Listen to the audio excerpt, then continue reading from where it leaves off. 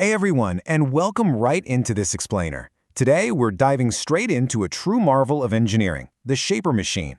We're going to trace its entire process, starting from the basic physics of how it operates, all the way down to the hands-on nitty-gritty procedures required to actually run and maintain it safely.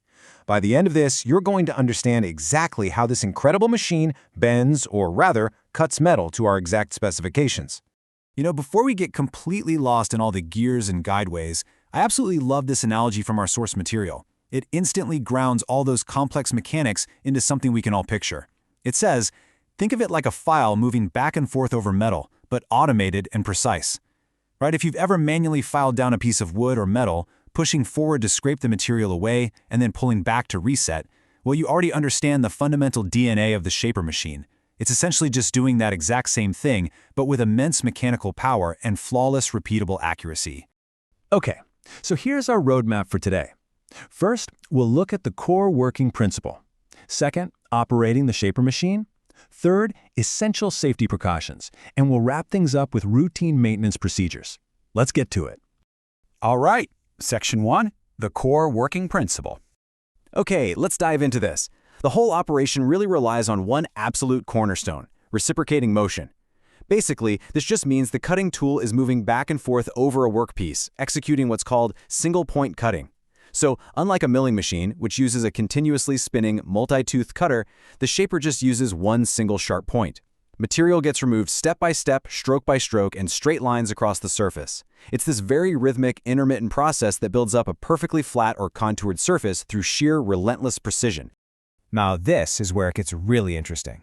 Notice how this reciprocating motion breaks down into two very different halves. Think about the pacing here.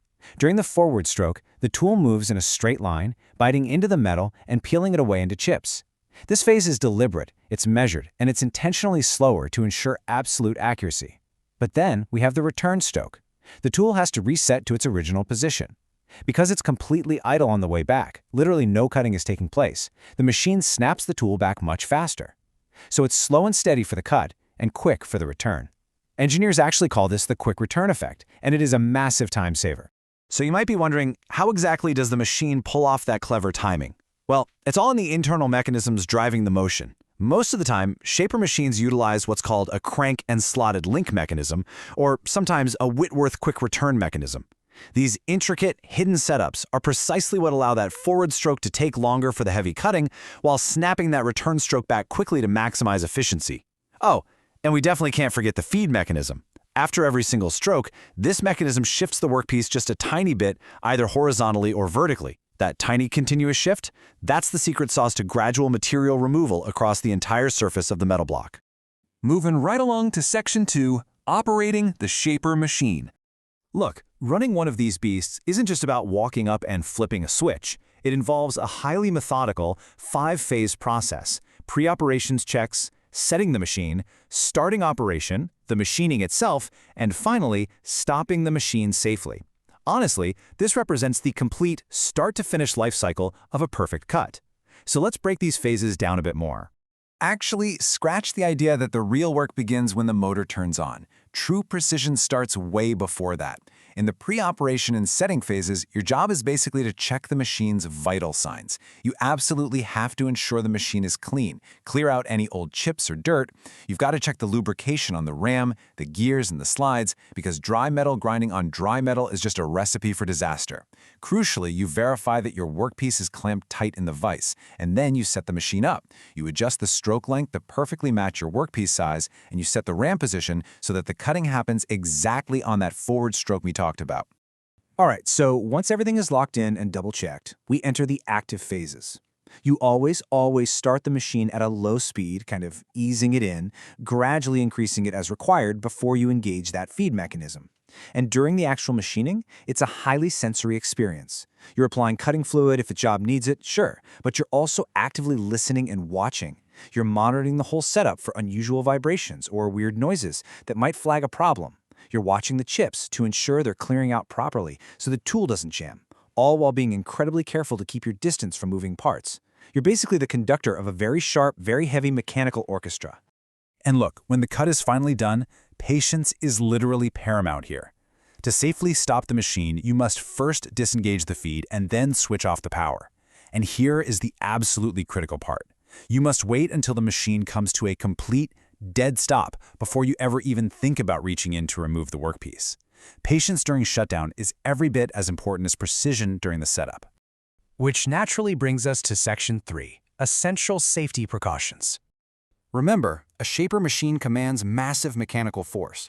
Because of that immense power, these safety rules aren't just polite workshop suggestions. They are literally an active toolkit for operator survival. Always wear your personal protective equipment. We're talking gloves, goggles, and safety shoes. Never, under any circumstances, try to measure a workpiece while the machine is running. It's just not worth it. Keep your hands completely clear of the ram's path. Always use the proper clamping tools to secure your work. And before you do anything else that day, verify that the emergency stop is fully functional. Respect the machine, and it will respect your workpiece. And finally, Section 4, Routine Maintenance Procedures. So if you want your machine to stay accurate for years, you kind of have to become its guardian, and that maintenance breaks down really nicely by frequency. On a daily basis, it's about the basics: cleaning off the chips, lubricating the slides, and just checking for loose bolts. Weekly, you go a bit deeper, inspecting the RAM and guideways for wear, checking the belts and gears, and tightening down fasteners. And then monthly, you're looking at the big picture, checking the critical alignment of the RAM and table, inspecting the electrical components, and replacing the oil. Regular, methodical inspection like this is absolutely the only way to prevent catastrophic breakdowns. Now, beyond just following a calendar schedule, there are a few overarching golden rules for preventative maintenance. And why does this stuff matter so much? Well, because maintaining a proper lubrication schedule is basically the lifeblood of the machine's longevity. Using the correct cutting tools and speeds, and actively avoiding putting an excess of load on the machine protects all those intricate internal mechanisms from warping or, worse, snapping. Plus, keeping meticulous maintenance records ensures that anyone stepping up to operate it knows exactly the health and history of the equipment. Remember, proper alignment ensures accuracy, but proper care ensures longevity. So, we've covered a lot of ground today. We've gone all the way from that simple file-like reciprocating motion right into the complex realities of operating, safely managing, and maintaining heavy industrial machinery. I'm going to leave you with this thought to chew on. Precision machining relies on a simple forward stroke. Are your maintenance habits keeping your strokes accurate? Thanks for hanging out with me for this explainer. Keep learning and keep shaping the world around you. Catch you next time.